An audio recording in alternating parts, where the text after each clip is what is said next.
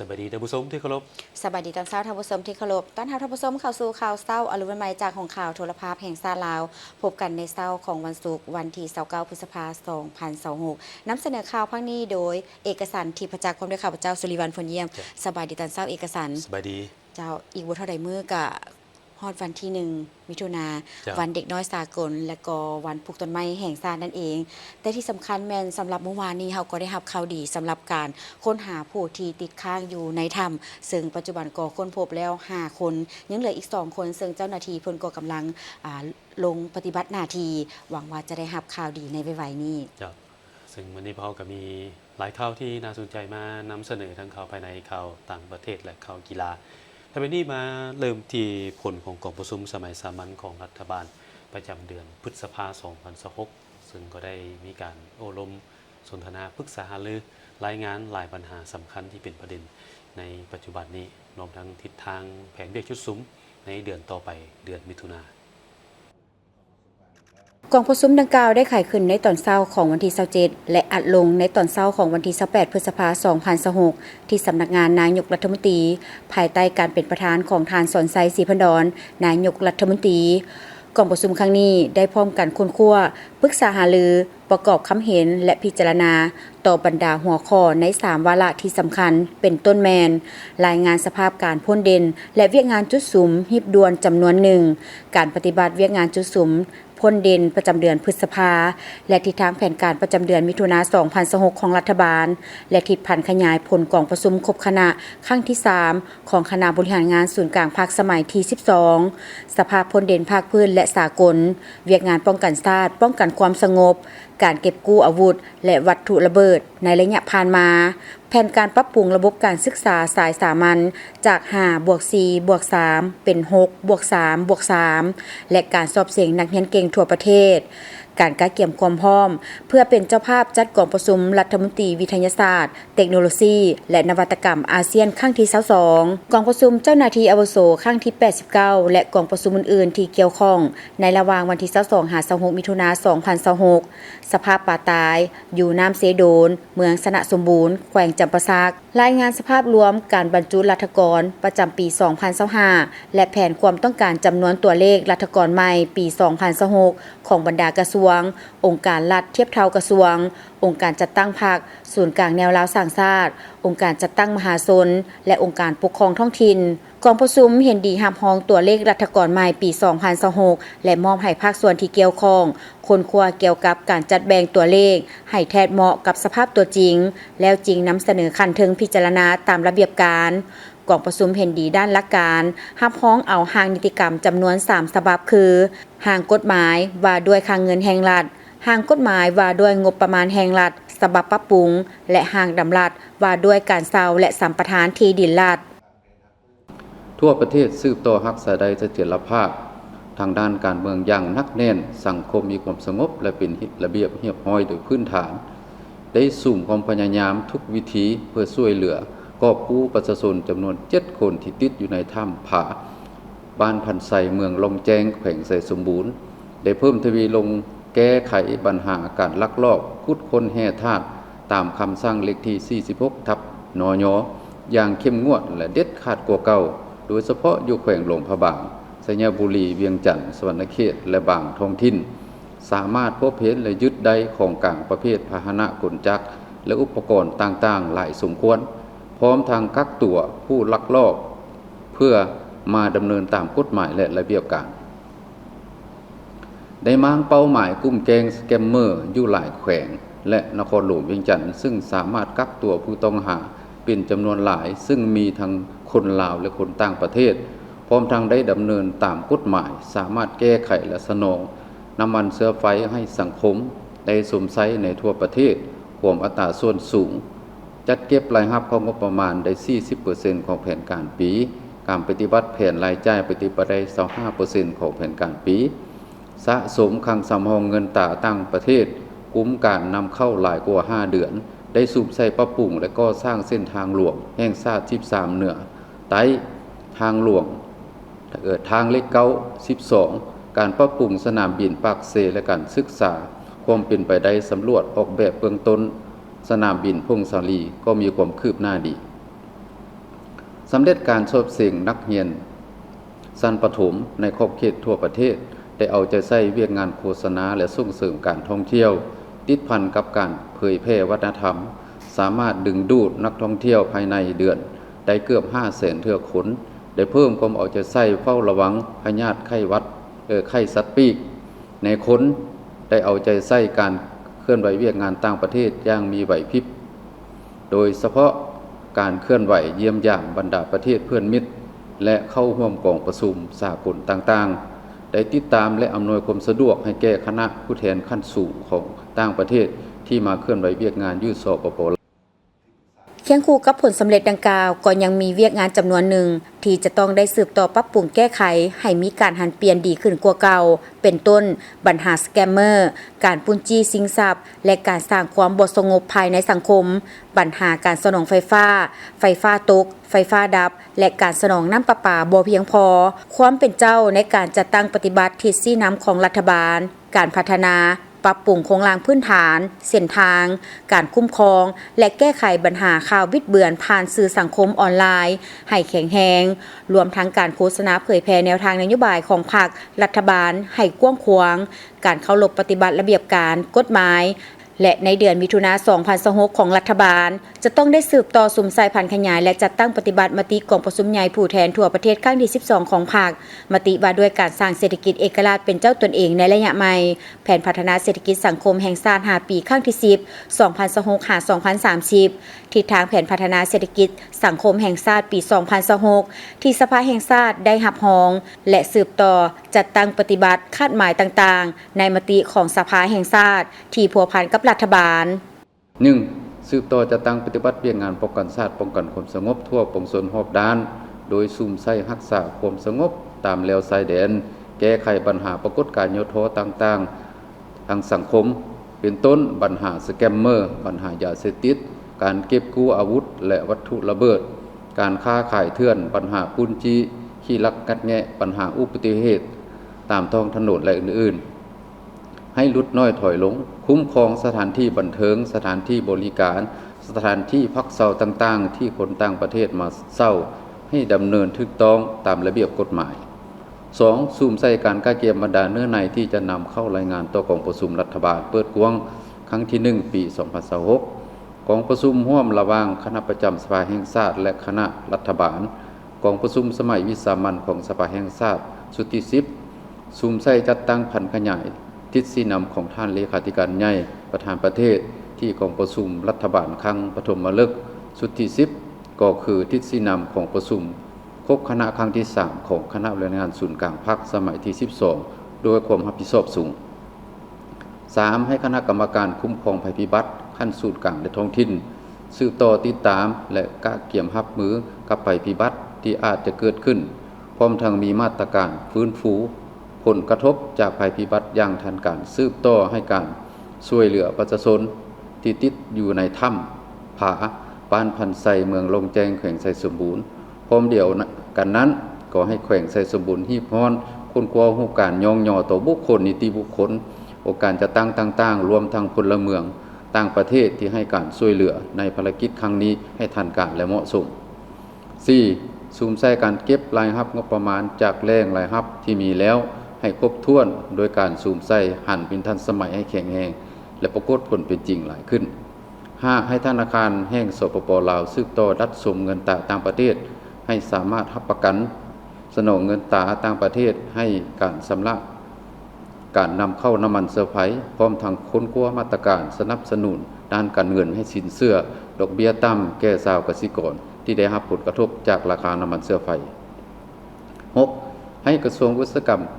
และการค้าสืบต่อจัดตั้ง6มาตรการในการแก้ไขผลกระทบจากราคาน้ำมันเชื้อไฟอย่างเข้มงวดและสมทบกับกระทรวงป้องกันประเทศกระทรวงโยธาธิการและขนส่งและภาคส่วนเกี่ยวข้องฮีบฮ้อนกำหนดจุดและออกแบบ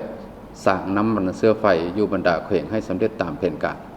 7. ให้กระทรวงเกษตรกรรมและสิ่งแวดล้อมเอาใจใส่ชี้นำแผนกเกษตรกรรมและสิ่งแวดล้อมบรรดาแขวงในขอบเขตทั่วประเทศเพิ่มทวีเอาใจใส่การเก็บเกี่ยวผลผลิตฤดูแล้งและการกล้าเกี่ยวให้แก่การผลิตฤดูฝนการฟื้นฟูซ่อมแปลงโครงการชลประทานซ่อมแปลงอนามัยคลองเมืองอ่างเก็บน้ำ และเกี่ยมจักสูบน้ำสำรองไว้ในจุดที่จำเป็นทั้งเอาใจใส่ติดตามเฝ้าระวังต้านสกัดกั้นและป้องกันโดยการเกี่ยมวิชาการด้านสัตวแพทย์และเครื่องมืออุปกรณ์ยากันพยาธิและยาปิ้นปัวสัตว์เพื่อพร้อมตอบโต้การระบาดของพยาธิสัตว์ปีกที่อาจจะเกิดขึ้น 8. ให้มาดากระทรวงองค์การปกครองท้องถิ่นเป็นเจ้าการการเกี่ยมปลูกต้นไม้ในโอกาสวันปลูกต้นไม้แห่งชาติและวันเด็กสากลภายใต้คำขวัญร่วมแรงร่วมใจปลูกต้นไม้ให้ได้1 ต้นต่อคนต่อปีให้กระทรวงศึกษาธิการและกีฬาชี้นำมหาวิทยาลัยแห่งชาติการเกี่ยมความพร้อมรอบด้านให้แก่การนำขั้นสูงเข้าร่วมพิธีปลูกต้นไม้และพบปะนักเรียนนักศึกษาอยู่มหาวิทยาลัยแห่งชาติ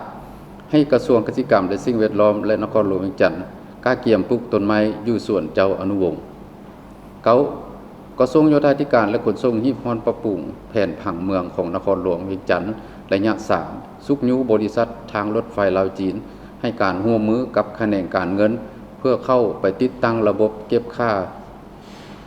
ซักพิเศษการขนส่งแห่ธาตุพร้อมนั้นก็ให้การเกี่ยมความพร้อมรอบด้านเพื่อซ่อมแปลงทางในฤดูฝนโดยเฉพาะเส้นทางหลวงแขวงหาแขวงบ่ให้มีเส้นทางขาด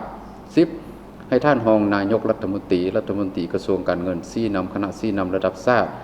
การสำรวจพลเมืองและที่อยู่อาศัยทั่วประเทศรีบร้อนกดกาคืนความถูกต้องตัวเลขต่างๆของการสำรวจพลเมืองครั้งที่ 5 ปี 2025ให้สำเร็จโดยไว 11. กระทรวงสาธารณสุขเอาใจใส่ติดตามและวางมาตรการป้องกันแก้ไขการระบาดของพยาธิฤดูกาลโดยสร้างแผนรับมือแต่หัวทีสร้างระบบรายงานการระบาดเป็นระบบให้โรงเรียนและรับประกันสร้าง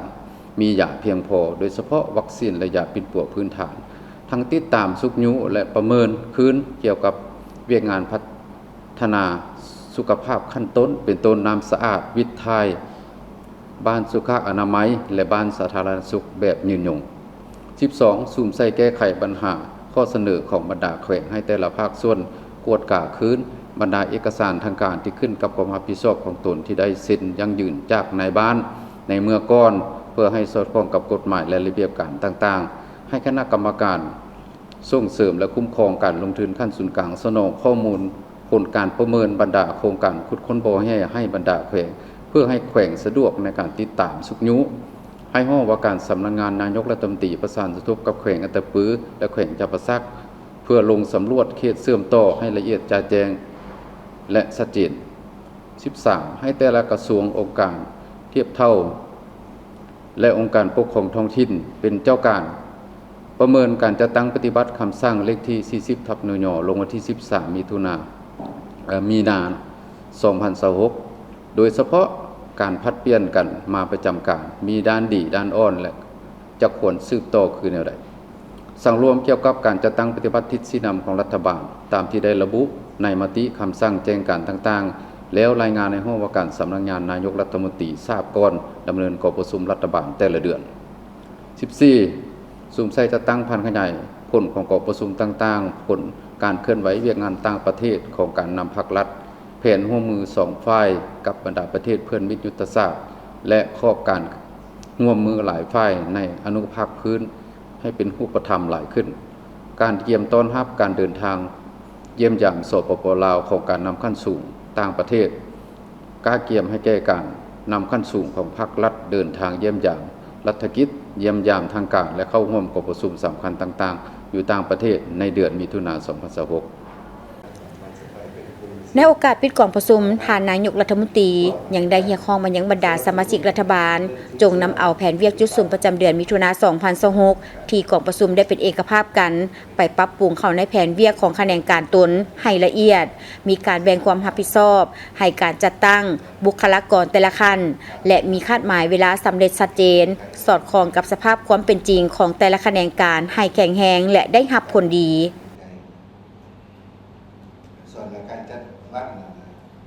มาต่อที่กองประชุมใหญ่ผู้แทนครั้งที่ 6 ของคณะพรรคคณะโฆษณาอบรมศูนย์กลางพรรคได้ไขขึ้นยังเป็นทางการในตอนเช้าวันที่28 พฤษภาคมผ่านมาซึ่งในกองประชุมได้สรุปตีราคาการปฏิบัติเวียกงานระยะที่ผ่านมาและก็กำหนดแผนเวียกจุดสุ่มใน5 ปีเท่านั้น กองประชุมดำเนินภายใต้การเป็นประธานของสหายคำพันธ์เผยยวงศ์กรรมการกรมการเมืองศูนย์กลางพรรคเลขาคณะพรรคหัวหน้าคณะโฆษณาอุปมศูนย์กลางพรรคให้เกียรติเข้าร่วมโดยสหายพลเอกวิไลหลาคำฟองผู้ประจำการคณะเลขาธิการศูนย์กลางพรรคและผู้แทนกองประชุมใหญ่เข้าร่วมสหายคำพันธ์เผยยวงศ์ได้กล่าวเปิดกองประชุมอย่างเป็นทางการว่ากองประชุมครั้งนี้เป็นกองประชุมที่มีความหมายสำคัญจะได้สุ่มใส่ในการค้นคว้าประกอบความคิดความเห็นและหาพ้องเอาบทรายงานการเมืองของคณะพรรคคณะโฆษณาอุปมศูนย์กลางพรรคที่เป็นเอกสารสำคัญเกี่ยวกับการสรุปตีราคาการจัดตั้งปฏิบัติมติกองประชุมใหญ่ครั้งที่5และทิศทางที่จุดสุมเวียกงานโฆษณาอุปมในระยะ5ปี 2026-2030 เพื่อประกอบส่วนเข้าในการจัดตั้งปฏิบัติมติกองประชุมใหญ่ครั้งที่12ของพรรคเข้าสู่ชีวิตตัวจริงให้บรรลุผลสำเร็จตามคาดหมายที่วางไว้กองประชุมจะได้ค้นคว้าประกอบคำเห็นรับพ้องเอาแผนพัฒนาเวียกงานโฆษณาอุปม5ปี 2026-2030 ค้นคว้าการประกอบคำเห็นใส่บทสำรวจการนำพาของคณะพรรคในระยะ5ปีผ่านมาแนวใส่ปรับปรุงและยกระดับบทบาทการนำพาขององค์คณะพรรคในซุ้มปีต่อหน้าให้สมคู่กับหน้าที่การเมืองที่พรรครัฐมอบหมายให้ดำเนินการเลือกตั้งองค์คณะพรรคคณะโฆษณาอุปมศูนย์กลางพรรคสุดใหม่เพื่อสืบต่อสิ้นนำพาในระยะ5ปีต่อหน้าและในโอกาสสำคัญนี้กองประชุมใหญ่จะได้รับฟังการโอ้ล้มของผู้ประจำการคณะเลขาธิการศูนย์กลางพรรคเพื่อเป็นทิศชี้นำเป็นบนอิงให้แก่การเคลื่อนไหวเวียกงานขององค์คณะพรรคคณะโฆษณาอุปมศูนย์กลางพรรคให้มีประสิทธิผลในกองประชุมสหายวันศรีกัวมั่วกรรมการศูนย์กลางพรรคห้องเลขาคณะพรรคห้องหัวหน้าคณะโฆษณาอุปมศูนย์กลางพรรคได้ผ่านห่างบทรายงานซึ่งยกให้เห็นผลสำเร็จการจัดตั้งปฏิบัติมติกองประชุมใหญ่ครั้งที่5ขององค์คณะพรรคคณะโฆษณาอุปมศูนย์กลางพรรคระยะ5ปีผ่านมาถึงว่าประเทศเฮาจะประเสริฐหน้ากับสภาพความยุ่งยากต่างๆแต่ก็สามารถจะตั้งปฏิบัติบรรดาทิศทางแผนการคาดหมายสู่ชนต่างๆที่วางออกและมีความคืบหน้าสามารถแก้ไขปัญหาความยุ่งยากที่เกิดขึ้นได้อย่างเป็นรูปธรรมสามารถบรรลุผลสำเร็จหลายด้านพร้อมนี้ยังได้ผ่านทิศทางรวมโดยจะสุ่มใส่ในการค้นคว้ากำแน่นและพันขยายมติกองประชุมใหญ่ของพรรคให้ลึกซึ้งแทดเหมาะกับแต่ละเป้าหมายและมีประสิทธิผลสร้างบัตรก้าวบุกทะลุในการเผยแพร่ซึมมติของพรรคและแผนพัฒนาเวียกงานโฆษณาอุปมฮอดปี 2030 สุ่มใส่ในการปรับปรุงองค์คณะพรรคให้มีความปลอดภัยเข้มแข็งหนักแน่นปรับปรุงกงจักการจัดตั้งและแบบวิธีการเฮ็ดเวียกภายในให้มีความคล่องตัวสุ่มใส่ในการพัฒนาเวียกงานสื่อมวลชนให้สมกับเป็นกระบอกเสียงที่แหลมคมของพรรคและรัฐที่แท้จริงและเพิ่มทวีความเป็นเจ้าการในการเสริมขยายการพัวพันร่วมมือยุทธศาสตร์อย่างเสมอต้นเสมอปลายพร้อมนี้สหายคำมอนจันทจิตกรรมการสำห้องศูนย์กลางพรรคห้องหัวหน้าคณะโฆษณาอุปมศูนย์กลางพรรคก็ได้ผ่านแผนพัฒนาเวียกงานโฆษณาอุปม5 ปีของคณะโฆษณาอุปมศูนย์กลางพรรคใน9แผนงาน42โครงการเพื่อแนวใส่พัฒนาเวียกงานโฆษณาอุปมให้มีประสิทธิภาพและประสิทธิผลบรรดาสหายผู้แทนเข้าร่วมกองประชุมใหญ่ครั้งที่6ขององค์คณะพรรคคณะโฆษณาอุปมศูนย์กลางพรรคมีความปิติสมชื่นอย่างยิ่งและประกอบส่วนด้วยความรับผิดชอบสูงเฮ็ดให้กองประชุมครั้งสำคัญนี้บรรลุผลสำเร็จตามคาดหมายที่วางไว้ในโอกาสเข้าร่วมกองประชุมใหญ่ผู้แทนครั้งที่6ขององค์คณะพรรคคณะโฆษณาอุปมศูนย์กลางพรรคซึ่งเป็นกองประชุมครั้งประวัติศาสตร์ที่สำคัญของคณะพรรคคณะโฆษณาอุปมศูนย์กลางพรรคครั้งนี้ผู้แทนของประชุมได้แสดงทัศนะความรู้สึกผ่านสื่อมวลชนของพวกเขาโดยหลายสหายได้มีความภาคภูมิใจที่เป็นหนึ่งในผู้แทน189สหายที่ได้เป็นตัวแทนให้แก่สมาชิกพรรคทั่วคณะโฆษณาอุปมศูนย์กลางพรรค543สหายและแขกรับเชิญที่ได้มาร่วมสรุปตีราคาการจัดตั้งปฏิบัติเวียกงานระยะผ่านมาและกำหนดทิศทางแผนการพัฒนาเวียกงานโฆษณาอุปมในต่อหน้าและพิเศษในกองประชุมครั้งนี้แม้ได้โฮมเอาเวียกงานแถลงข่าวเข้ามาเคลื่อนไหวในคณะโฆษณาอุปมศูนย์กลางพรรคอันได้เฮ็ดให้ผู้เข้าร่วมมีความปิติสมชื่นอย่างยิ่งและประกอบส่วนด้วยความรับผิดชอบสูงเฮ็ดให้กองประชุมครั้งสำคัญนี้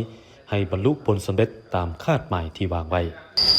เพื่อยกสูงบทบาทของเวียกงานโฆษณาอุปมศูนย์กลางพรรคในระยะใหม่เนาะส่วนข้าพเจ้าเองก็มีความภาคภูมิใจเป็นอย่างยิ่งในชีวิตการเมืองของตัวเองที่ได้เข้าร่วมกองประชุมใหญ่และก็ได้มีคำเห็นบางปัญหาเกี่ยวกับเวียกงานค้นคว้าทฤษฎีพฤติกรรมซึ่งเป็นเวียกงานหนึ่งในเวียกงานการเมืองแนวคิดและทฤษฎีของพรรคเป็นเวียกหนึ่งที่สำคัญเป็นเวียกหนึ่งที่ว่าทุกองค์คณะพรรคจะต้องได้ปฏิบัติให้มีผลสำเร็จเสร็จในนามพนักงาน บำนาญซึ่งเมื่อก่อนเคยเฮ็ดเวียกอยู่คณะโฆษณาคมศูนย์กลางพรรครู้สึกว่ากองประชุมครั้งนี้นี่เป็นกองประชุมที่มีความหมายความสำคัญเพราะเป็นการสรุปคืนตีราคาการจัดตั้งปฏิบัติเวียกงานโฆษณาคมศูนย์กลางพรรคและกำหนดทิศทางหน้าที่ให้แก่การปฏิบัติเวียกงานโฆษณาคมในระยะ5 ปีในตอนหน้าซึ่งบรรดาเหนือในที่ได้ผ่านกองประชุมนี้ก็ได้ถือรับรองเอาและก็เป็นทิศทางให้แก่การจัดตั้งปฏิบัติในตอนหน้าถือว่าเป็นขีดหมายหนึ่งที่สำคัญหลายในนามผู้แทนที่เข้าร่วมกองประชุมในครั้งนี้เห็นว่ากองประชุมครั้งนี้เป็นกองประชุมที่ครั้งที่สำคัญและก็เป็นครั้งหนึ่งที่บรรดาสื่อมวลชนได้เข้ามาขึ้นอยู่ในคณะโฆษณาคมศูนย์กลางพรรคที่ว่าพวกเขาก็ได้มาขึ้นนำพรรคแล้วก็ต้องได้มีการหันเปลี่ยนที่แข็งแรงเนาะโดยเฉพาะเรียกสื่อมวลชนอิงใส่บรรดาบทรายงานการเมืองก็คือแผนพัฒนาใน5 ปีต่อหน้านั้นพวกเราในนามสื่อมวลชนก็ต้องได้หันเปลี่ยนเฮ็ดแนวใดให้มีการพัฒนาหน้าที่เวียกงานของตนเองให้มีหันเป็นทันสมัยและก็มีความก้าวหน้าขึ้นไปเรื่อยๆมื้อนี้เป็นมื้อดำเนินกองประชุมใหญ่ผู้แทนครั้งที่6ขององค์คณะพรรคคณะโฆษณาอุปมศูนย์กลางพรรค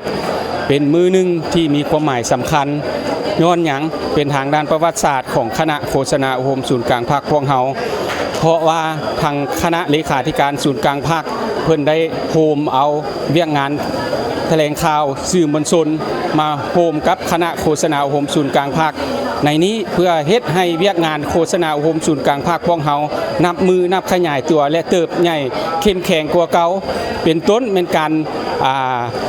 เสริมขยายหรือว่าโฆษณาแนวทางนโยบายของพรรคของรัฐพวกเฮาให้มันทั่วถึงทั้งศูนย์กลางลงฮอดท้องถิ่นทั่วประเทศให้มัน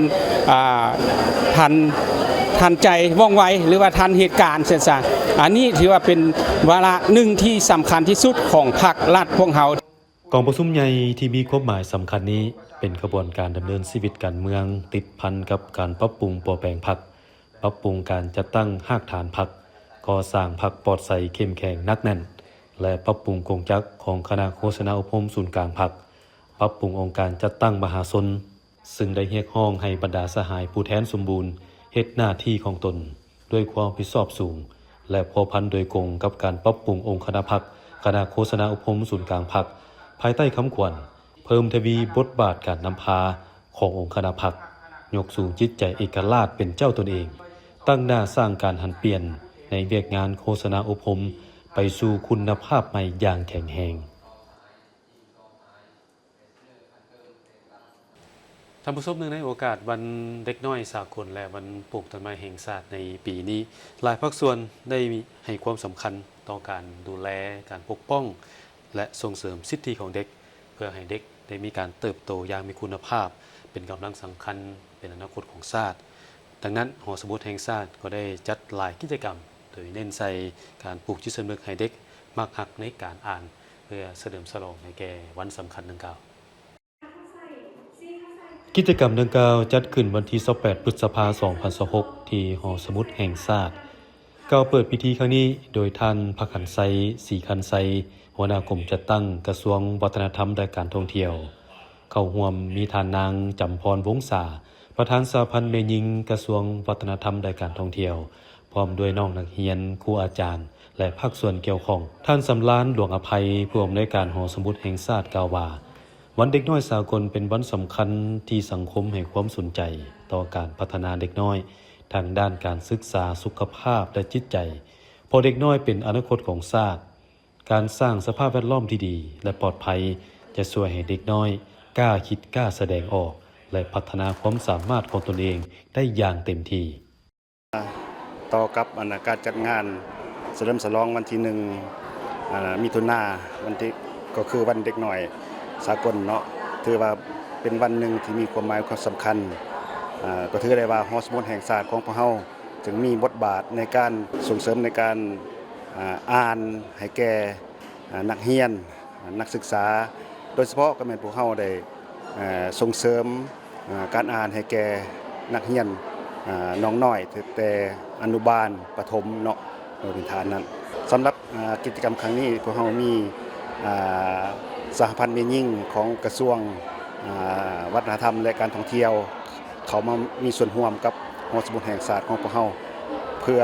สุขยู่ส่งเสริมกิจกรรมดังกล่าวให้มีบรรยากาศฟดฟื้นแล้วก็มีการแสดงศิลปะมีการถามตอบลินเกมแล้วก็มีการอ่านแข่งขันกันอ่านปึ้มเนาะแล้วก็แสดงวัฒนธรรมของลาวเฮาเพื่อให้เด็กน้อยเฮาได้ฮักการอ่านเริ่มแต่อย่างน้อยเป็นต้นไปสำหรับงานมื้อนี้เนาะพวกเราได้ร่วมกันจัดร่วมกับหอสมุดแห่งชาติและมูลนิธิเอเชียประจำลาวถือว่ามื้อนี้เป็นมื้อสำคัญในโอกาสวันที่1มิถุนายนส่วนว่าปีนี้ครบรอบ101 ปีที่ทั่วโลกก็คือสปป.ลาวพวกเขาแม่นเฉลิมฉลองวันเด็กน้อยสากลจุดประสงค์ในงานมื้อนี้ก็เพื่อว่าสร้างโอกาสให้เด็กน้อยได้เข้าถึงโดยเฉพาะแม่นการเข้าถึงข้อมูลข่าวสารทางด้านวัฒนธรรมคุณค่าทางด้านวัฒนธรรมส่งเสริมให้ชีวิตการเป็นอยู่เขาเจ้าดีขึ้นโดยเฉพาะเฮาเน้นใส่กิจกรรมการอ่านสำหรับเด็กให้ได้ทั่วถึงให้เขาเจ้าได้มีความรู้ทักษะในชีวิตการเป็นอยู่การทำเรียนและเป็นอนาคตของชาติในต่อหน้าพร้อมเดียวกันนั้นการร่วมมือจากครอบครัวโรงเรียนและสังคมแม่นสิ่งสำคัญในการดูแลเด็กน้อยโดยเฉพาะการส่งเสริมให้เด็กน้อยได้เรียนรู้มีคุณธรรมและห่างไกลจากสิ่งมึนเมาหรือความรุนแรงทุกรูปแบบดังนั้นการจัดกิจกรรมที่สร้างสรรค์เช่นการแสดงศิลปะวรรณคดีการอ่านนิทานการมอบของขวัญการเล่นเกมส่งเสริมการเรียนรู้ถามตอบและกิจกรรมอื่นๆก็เพื่อสร้างความสุขและรอยยิ้มให้แก่เด็กน้อยงานนี้ก็รู้สึกว่าเราก็เคยเป็นเด็กน้อยมาก่อนค่ะแล้วก็มีความตื่นเต้นหลายๆอย่างคิดว่าน้องๆจะได้ผลประโยชน์ก็คือเขาเจ้าจะได้รู้เกี่ยวกับทักษะในการอ่านแล้วก็การฟังการแสดงให้มีความกล้าหาญยิ่งขึ้นเพราะว่าบางคนยังบ่ทันกล้าคิดการแสดงออกแต่ว่ามาเห็นหมู่เนาะหมู่ที่ว่าขึ้นแสดงหั่นน่ะเขาเจ้าก็เกิดว่าในครูหลานก็อยากไปเฮ็ดในจุดๆนั้นสินะดีใจและตื่นเต้นหลายหลานมักกิจกรรมอย่างที่ว่าเพิ่นจัดในมื้อนี้เล่านิทานการอ่านได้ความรู้ดีและได้ความรู้หลายมีความรู้หลายและก็ม่วนซื่นในด้านตัวเองนำอยากให้อ่านนิทานหลายกว่าวันเด็กน้อยสากลบ่เพียงแต่เป็นวันแห่งความสุขของเด็กน้อยเท่านั้นแต่ยังเป็นการกระตุ้นให้ทุกภาคส่วนหันมาใส่ใจและร่วมกันสร้างอนาคตที่ดีให้แก่เด็กน้อยลาวเพราะเด็กน้อยเปรียบคือกับเจี้ยสีขาวถ้าเฮาวาดภาพใส่ก็จะเฮ็ดให้เขาเจ้าเป็นไปตามที่เฮาวาดเด็กน้อยในมื้อนี้คือผู้ใหญ่ในอนาคต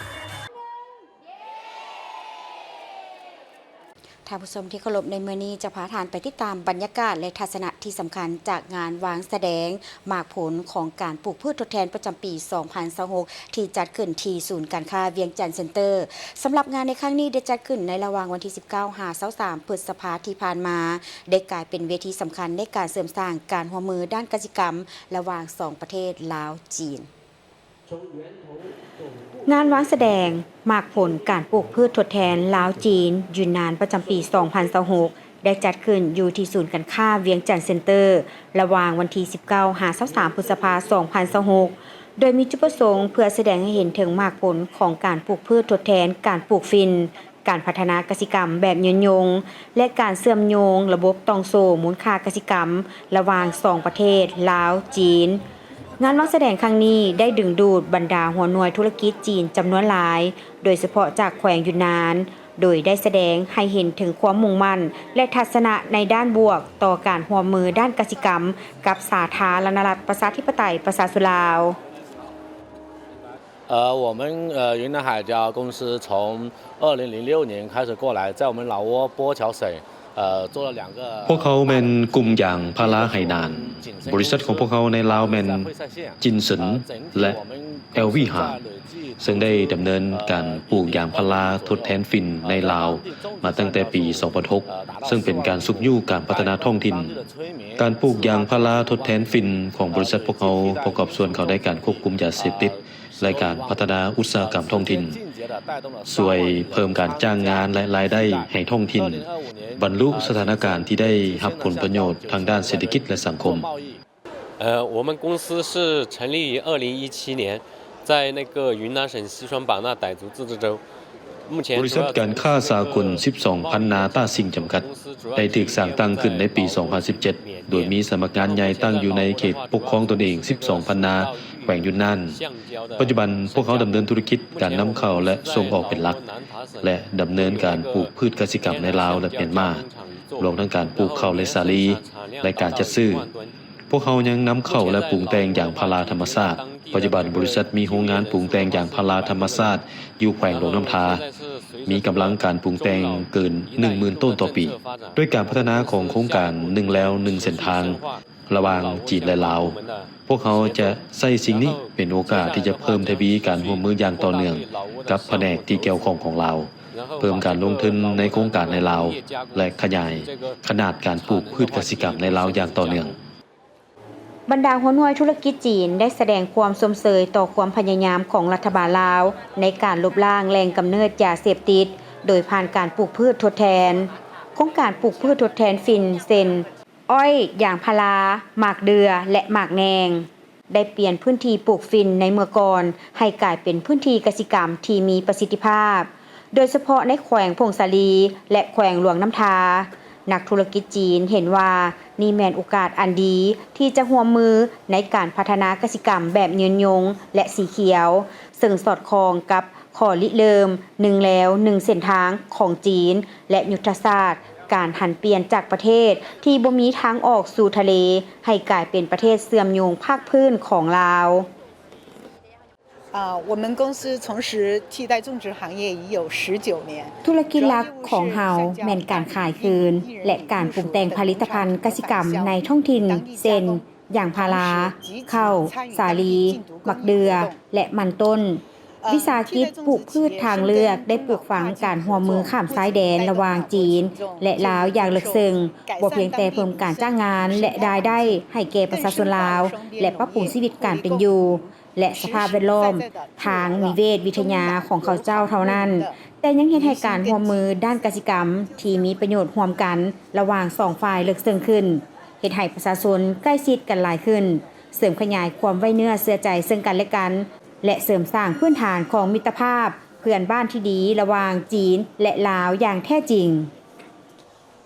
这与中老友谊及两国的一份协议有关。2004年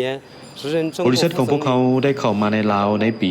2006 เพื่อดำเนินโครงการทดแทนฝิ่นในปี 2011 พวกเขาได้สร้างตั้งบริษัทอยู่เมืองน้ำหมอกแขวงอุดมไซและได้สร้างโรงงานปรุงแต่งเม็ดพืชที่มีผลผลิต 20,000 ต้นต่อปีในปี 2013 พวกเขาได้สร้างโรงงานอบแห่งสาลีที่มีผลผลิต 30,000 ต้นต่อปีอยู่เมืองปากลายแขวงชัยบุรีเป็นเวลาหลายปีพวกเขาได้ซื้อสาลีข้าวและหมักเดือยทั้งหมดที่สหกรณ์ของพวกเขาปลูกโดยรวมแล้วทัศนะของหัวหน่วยธุรกิจจีนที่เข้าร่วมงานวางแสดงครั้งนี้แม้นเต็มไปด้วยความเชื่อมั่นในสายพัวพันมิตรภาพและการร่วมมือแบบต่างฝ่ายต่างมีผลประโยชน์ระหว่างลาวจีนโดยรวมแล้วเห็นว่าการพัฒนาแขนงกสิกรรมโดยเฉพาะการปลูกพืชทดแทนแม้นภาคส่วนสำคัญในการสร้างคูร่วมสตกรรมลาวจีนให้มีความอุดมสมบูรณ์และยืนยงพร้อมทั้งประกอบส่วนเข้าในการลดพรความทุกข์ยากและสร้างเวียกเฮ็ดงานทำให้แก่ประชาชนลาวท่านผู้ชมทีมข่าวโทรภาพแห่งชาติลาวของพวกเราได้ไปอ่านบทความที่ลงในเพจวารสารเทวาที่เขียนถึงบทความที่ประทับใจจากทานมานัดอาจมงคลอาสาจากประเทศไทยที่มาช่วยผู้ที่ประสบภัยอยู่ที่ถ้ำซึ่งเพิ่นได้กล่าวว่าฮีโร่ของภารกิจนี้บ่ได้เป็นแต่ทีมของพวกข้าพเจ้า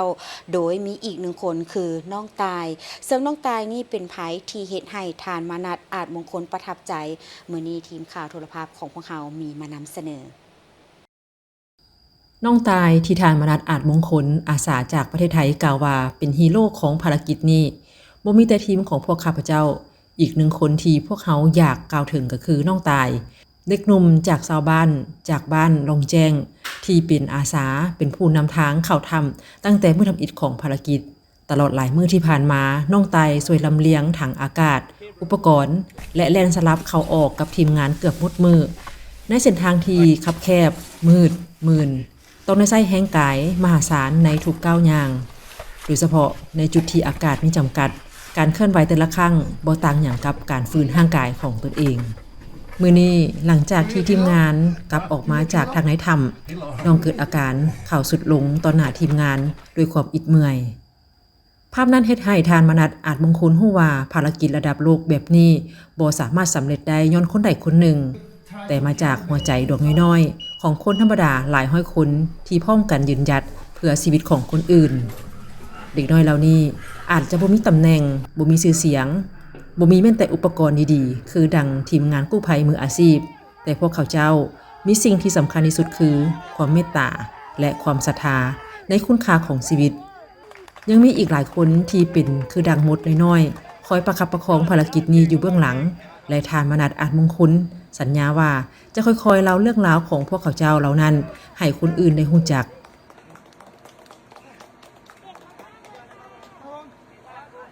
ท่านผู้ชมในเหตุการณ์นี้เป็นเหตุการณ์ระดับโลกก็ประมาณเพราะว่าหลายสื่อชั้นนำทั่วโลก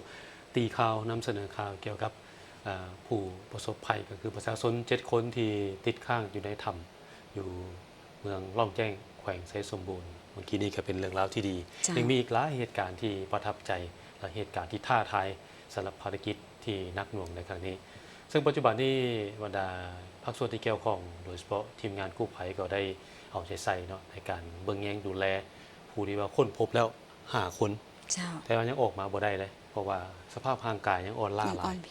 ต้องได้สนองเสบียงอาหารเนาะยาสู้กำลังหรือว่ายาที่สามารถให้ทั้ง5คนที่แข็งแรงขึ้นมาแล้วสามารถออกมาจากถ้ำได้เนาะซึ่งในมื้อวานนี้ก็เห็นว่าเป็นอีกบรรยากาศนึงที่ว่าคุ้นเคี่ยวสมควรในการเร่งค้นหาอีก2คนที่พวกเขายังบ่เห็นเนาะพวกเราก็มีรายงานถึงสภาพความคืบหน้าสู่ฟังตื่นอีกเมื่อวานนี้หลังจากที่ได้รับแจ้งจากประธานคณะกรรมการปกครองเมืองลองแจ้งว่าทีมงานกู้ภัยได้เข้าไปพบ5คนที่ติดอยู่ในถ้ำโดยมีรายชื่อพร้อมทั้งแผนปฏิบัติงานต่อไปนี้ 1. เท่าคำลาบ้านพันไซ 2. เท่ามืดบ้านน้ำผาใหญ่ 3. เท่าอีบ้านหลวงพันไซ 4. เท่าอิงบ้านพันไซ 5. เท่าแลนบ้านพันไซและจะได้มีการดำเนินการต่อไปแมนแผน2คือการลำเลียงส่งเสบียงอาหารและยาเข้าไปบำรุงทั้ง5คนสากลทีมงานปฏิบัติหน้าที่ค้นหามีสมาคมอาสาเพื่อประชาชนลาวและมูลนิธิสายใจลาว1666พร้อมครูปฏิบัติงานสมาคมเมตตาธรรมจังหวัดกาฬสินธุ์ประเทศไทยและสมาคมสายทานขอขอบใจข้อมูลและภาพจากสมาคมอาสาเพื่อประชาชนลาวและวารสารเทบา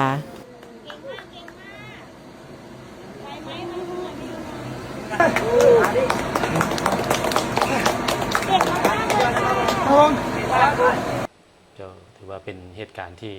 น่าสนใจและก็ทั่วโลกให้ความสนใจและก็ต้องเป็นกำลังใจให้แก่ทีมงานกู้ภัยและก็ผู้ที่ประสบภัยขอให้ค้นพบอีก2คนและก็ปลอดภัยเหมือนกับอีก5คนแต่ว่าการจะนำเอาอีก5คนที่ค้นพบก่อนหน้านี้ออกมานี่ต้องได้ใช้เวลาหน่อยนึงโดยเฉพาะมันต้องได้นำเอาเสบียงอาหารเนาะแล้วก็ยาเพื่อให้พระเจ้าได้มีความแข็งแรงขึ้นมาก่อนจึงจะหม่นออกมาจากถ้ำเพราะว่าในถ้ำก็มีความยาวและก็ยังมีน้ำท่วมขังอยู่เหตุให้การออกมานั้นลำบากหน่อยนึงเพราะฉะนั้นผู้ที่อยู่ในต้องได้มีสุขภาพที่แข็งแรงและมีความพร้อมเพื่อจะออกมาจากถ้ำจากอีกอันนึงก็ซุ้มเซยแหละทีมกู้ภัยนี่บางทีได้นำเสนอไปคนหน้านี้ว่าก็มีทีมกู้ภัยจากประเทศเพื่อนบ้านและก็จากต่างประเทศเนาะโดยเฉพาะกู้ภัยจำนวนนี้นี่เคยช่วยเด็กน้อยที่หมู่ป่าอะคาเดมี่อยู่ถ้ำหลวงขุนน้ำนางนอนประเทศไทยใน8 ปีผ่านมาแล้วเพิ่นก็มานี่จำนวนหนึ่งเนาะมาช่วยโดยเฉพาะคนต่างประเทศผู้หนึ่งนั่นแหละที่ชื่อว่ามิโกปาซี่เป็นนักดำน้ำประสบการณ์สูงเชี่ยวชาญจากประเทศฟินแลนด์หรือว่าแฟรงก์ลันด์ก็มาช่วยเช่นเดียวกัน เจ้าก็ขอขอบใจนำทีมกู้ภัยที่เข้ามาซอยประเทศลาวเฮาและคนลาวเฮาจังได๋ก็ขอเป็นแรงใจและกำลังใจอีกหนึ่งให้แก่ผู้ที่ปฏิบัติหน้าที่อยู่ทางเบื้องนั้นถ้าผู้ชมที่เคารพจะไปที่ทางท้องถิ่นได้มีกล่องประชุมแลกเปลี่ยนบทเรียนเวียกงานยุติธรรม9แขวงครั้งที่5ซึ่งจัดขึ้นอยู่ที่แขวงพงศาลีในกล่องประชุมท่านพรสุจิตดิรวงศ์กรรมการพรรคแขวงเลขาหน่วยพรรคหัวหน้าแผนกยุติธรรมแขวงได้เปิดกล่องประชุมอย่างเป็นทางการพร้อมนั้นทานนางอัมไพพรต่อมมณีห้องหัวหน้าแผนกยุติธรรมแขวงพงศาลีผ่านบทสรุปการจัดตั้งปฏิบัติเวียกงานยุติธรรมปี 2024-2025 และทิศทางแผนการ 2026 แผนกยุติธรรมแขวงพงศาลีปัจจุบันประกอบมี5แขนงการมี7ห้องการยุติธรรมเมืองแต่ละเมืองมี4หน่วยงานมีพนักงานทั้งหมด73ท่านหญิง30ท่านทั่วแขวงมีคำตัดสินของศาลที่ค้างมาทั้งหมดรวมมี626เรื่องปฏิบัติสำเร็จ62เรื่องเสียชีวิตคดีอาญา11เรื่องส่งต่างแขวง7เรื่องสืบต่อปฏิบัติ546เรื่องต่างแขวงรวมมี88เรื่องเก็บเงินค่าปรับใหม่มอบเข้ารัฐได้จำนวน2ตือ158ล้าน8แสนกว่ากีบเก็บเงินค่าเสียหายทางคดีแพ่ง1ตือ82ล้าน9แสนกว่ากีบเก็บเงินค่าเสียหายทางแพ่งคดีอาญาได้1ตือ900ล้าน8แสนกว่ากีบและมอบทรัพย์และเงินหีบให้แขนงทรัพย์สินแห่งรัฐแผนกการเงินแขวงรถใหญ่จำนวน4คันรถจักรจำนวน47คันโทรศัพท์108หน่วยเงินกีบ60ล้านกว่ากีบเงินหยวน748หยวนเงินบาท100บาทลงเผยแพร่โฆษณากฎหมายว่าด้วยการปฏิบัติคำตัดสินของศาลอยู่เมืองพงศาลีและค่ายคุมขังบุญเหนือมีผู้เข้าร่วมทั้งหมด698คนหญิง61คนได้มอบปึ้มกฎหมายว่าด้วยการปฏิบัติคำตัดสินของศาลให้การนำเมืองพงศาลีจำนวน10หัวนอกจากนี้ได้ออกหมายเรียก4ครั้ง31ฉบับหมายเชิญ36ครั้ง83ฉบับมีผู้เข้ามาจัดตั้งปฏิบัติอยู่แขนงปฏิบัติและห้องการประจำค่ายคุมขังบุญเหนือมีจำนวน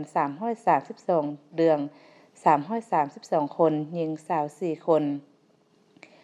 ได้ลงจัดตั้งปฏิบัติคำตัดสินของศาลอยู่กลุ่มเทศบาลเมืองบุญเหนือได้2ครั้งมี15บ้านได้เข้าร่วมกองประชุมคนขั้วอภัยโทษลดผ่อนโทษประจำปีได้2ครั้งจากนั้นบรรดาแขวงได้ผัดเปลี่ยนได้งานเปียกงานสร้างนิติกรรมใต้กฎหมายเปียกงานการสร้างบุคลากรกฎหมายเปียกงานปฏิบัติคำตัดสินของศาลเปียกงานโฆษณาเผยแพร่กฎหมายเปียกงานให้การช่วยเหลือทางด้านกฎหมายเปียกงานโฆษณาเผยแพร่กฎหมายพร้อมทางรายงานเปียกงานการไกล่เกลี่ยข้อขัดแย้งขันบ้านและเปียกงานยุติธรรมเด็กและเปียกงานทะเบียนศาลเติมอีกโอกาสนี้ประธานกองประชุมมีคำเห็นเจาะจิมพร้อมทางประกอบคำคิดคำเห็นอย่างกงไปกงมาเพื่อเป็นการทอดถอนบทเรียนซึ่งกันและกันและเอกภาพเข้าในการจัดตั้งปฏิบัติเคลื่อนไหวเวียกงานยุติธรรมและมีคุณภาพสูงขึ้นกว่าเก่าเมืองน้าหมอกแขวงอุดมไซได้ปาฐกถาวันสำคัญของพรรคของชาติอย่างเป็นทางการ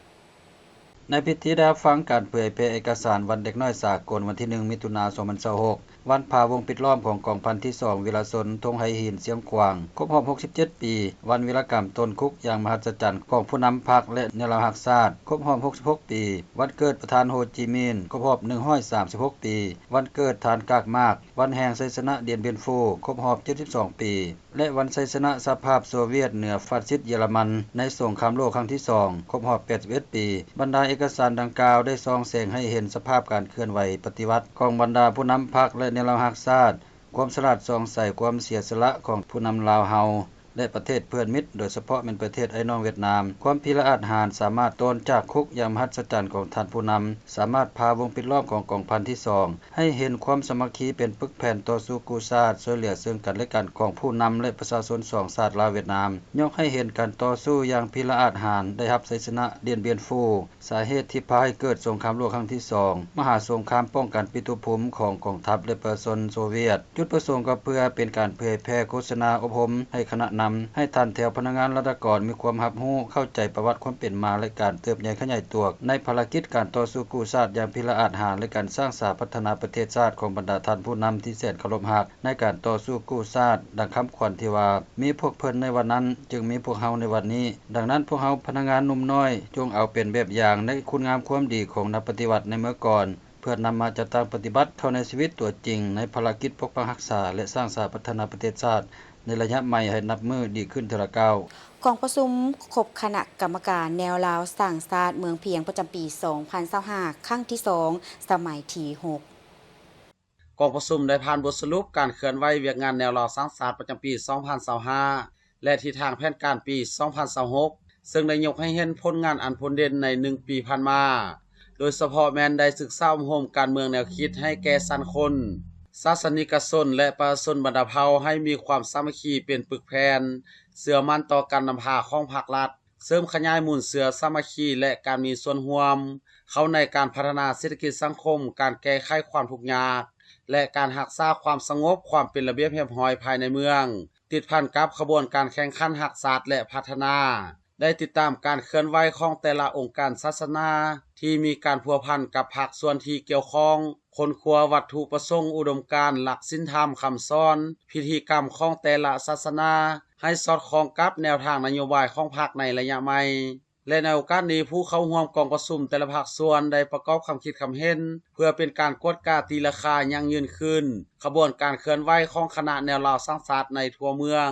ที่ได้ประกอบส่วนในผลสำเร็จแห่งการจัดตั้งปฏิบัติมติต่างๆของพรรคแผนพัฒนาเศรษฐกิจสังคมของรัฐแผนลบล้างความทุกข์ยากก็คือแผนพัฒนาของศูนย์กลางแนวลาวสร้างชาติวางออกกองประชุมที่มีความหมายความสำคัญนี้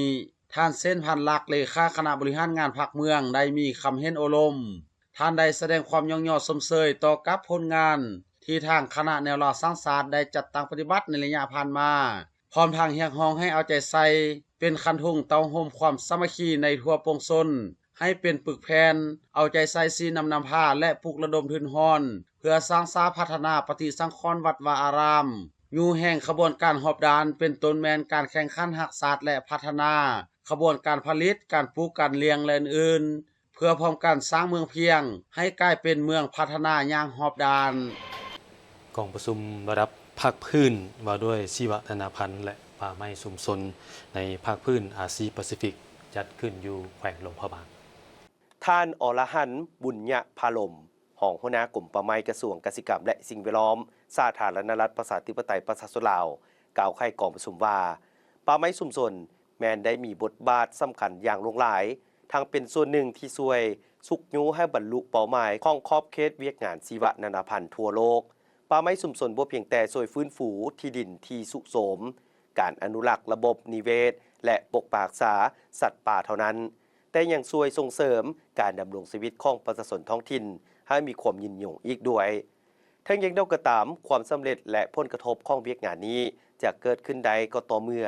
มีการคุ้มครองบริหารชุมชนที่เข้มแข็งมีการรับรองสิทธิของชุมชนอย่างจะแจ้งมีการเข้าร่วมของประชาชนอย่างพร้อมเพรียงเหี่ยงหน้าโดยเฉพาะกลุ่มชนเผ่าและมีกลไกที่สามารถเชื่อมโยงบทเรียนจากท้องถิ่นไปสู่นโยบายของพรรครัฐบาลในระดับชาติและพันธสัญญาในระดับสากล